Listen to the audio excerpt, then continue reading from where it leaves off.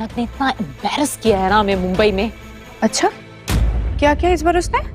आदित्य कपूर के साथ घूम रही थी पूरा टाइम चिपक के, उसके घर में, उसकी कार में। मतलब अब मैं क्या ही बोलूं। झनक कितनी चालाक है ना, ये मुझे मुंबई जाके रियलाइज हुआ है। पहले अनी का यूज किया अपने फायदे के लिए और अब आदित्य कपूर की बारी है। और अब ना चाहकर भी सभी सुनते हैं झनक की कहानी अर्शी की जुबानी। बस एक बिपाशा को खूब रास आ रही है। आदित्य कपूर के साथ आई थी शॉपिंग के लिए। वो तो इत्तेफाक से मैं और अनी भी सेम स्टोर में थे।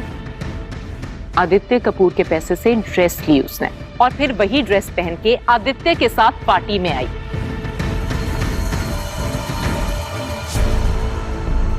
अब पूछिएगा आप अनी को, अब नहीं कहेगा वो कि झनक इस दुनिया की सबसे अच्छी लड़की है।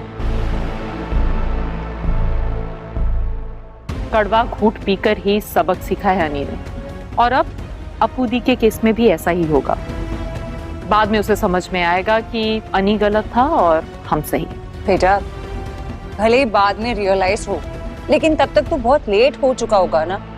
और क्या हम उस लालून को अपने घर का दामाद मान लें? और अब वापस अर्शी की राम कहानी के बाद तनुजा लालौन पर ही आ चिपकती है।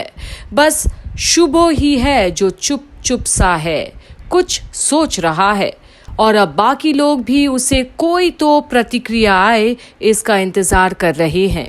इनका तो कहना है कि हमें घर छोड़कर चले जाना चाहिए। नहीं, ऐसा नहीं हो सकता, इम्पॉसिबल। अगर मैं इस घर में हूँ तो आप लोग भी यहीं रहेंगे, प्लीज।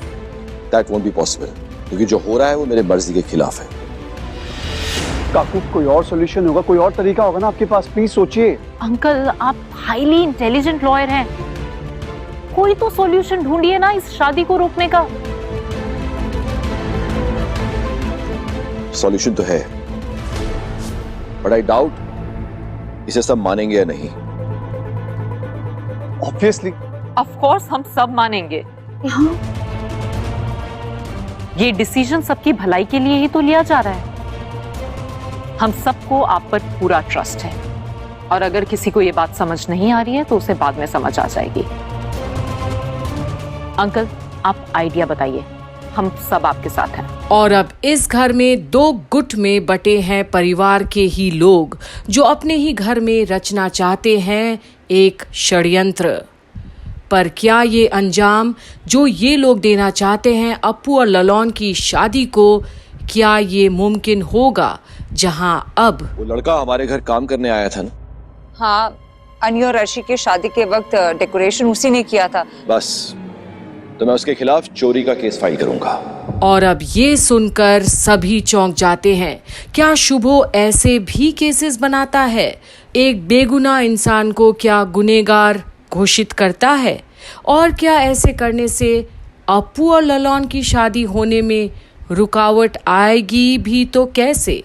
और अब एक बात तो तय है, शुभो किसी को भी अपने रास्ते से हटाने के लिए कुछ भी कर सकता है। पर इसका अंजाम क्या होगा, और क्या कोई पलटवार नहीं करेगा?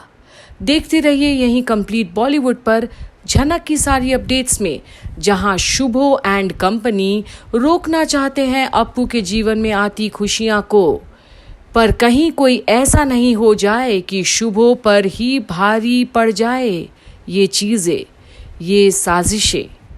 कमेंट करके बताना नहीं भूलिएगा आपको क्या लगता है, यहीं कंप्लीट बॉलीवुड के कमेंट सेक्शन में।